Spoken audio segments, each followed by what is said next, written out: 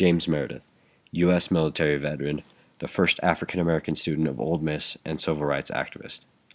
Born on June 25, 1932, Meredith was raised on a farm in Kosciuszko, Mississippi, with 9 other siblings. Because James lived on that farm in Kosciuszko, he and his family were nicely isolated from the harsh Southern racism of the time.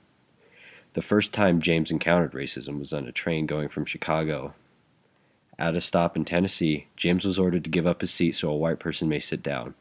He gave it up and moved to the crowded rear of the train and had to stand the rest of the trip going back home.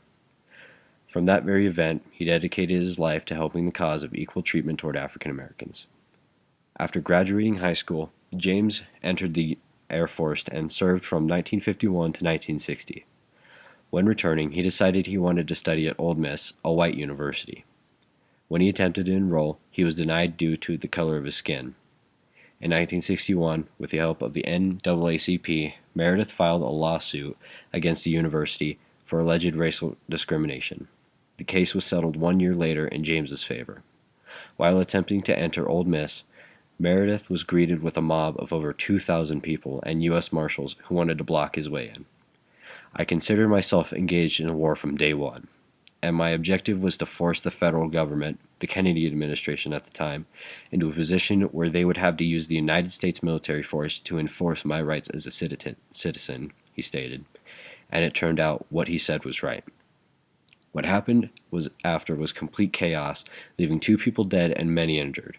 He still registered, becoming the first African American student. Meredith still continued his activism, leading in the March Against Fear from Memphis, Tennessee to Jackson, Mississippi. During the march, he was shot by Aubrey James Norville. The march continued, however, being led by Martin Luther King Jr. and others in Meredith's name.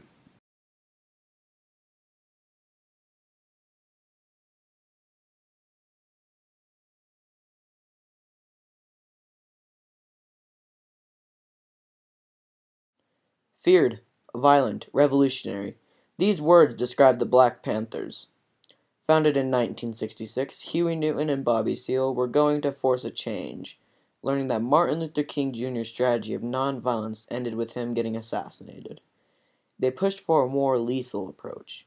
The group practiced the teachings of Malcolm X, Black Power, self-defense of minority communities against the government, and fought to establish revolutionary socialism, utilizing mass organization and community-based events.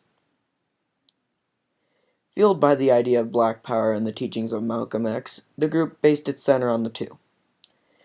It all began in the mid-60s at Merritt College, where Newton and Seale met. After being briefly involved with the political group, they sought out to make their own. The Black Panther Party for Self-Defense. The party was very unique. They took a militant stance and supported African American gun ownership. The party believed violence would be a key to social change. Their goals were all described in the 10-point program, a document of demands. The points are of getting freedom, full employment of colored people, money, better housing, education, free health care, an end to police brutality and murder of colored people, end American aggression against the world, better court rulings, and control of modern technology. The group has shown their stances on countless occasions, for example, a gun bill in 1967. The Panthers entered California legislature fully armed. Their actions shocked the country as they made nationwide news, and as time went on, the Black Panther Party of Self-Defense began to fall apart. Key members left, some were killed, and finally Newton died from getting shot. The effect of such a group shook the United States, and while around assured protection from police brutality for colored people and pushed for a change.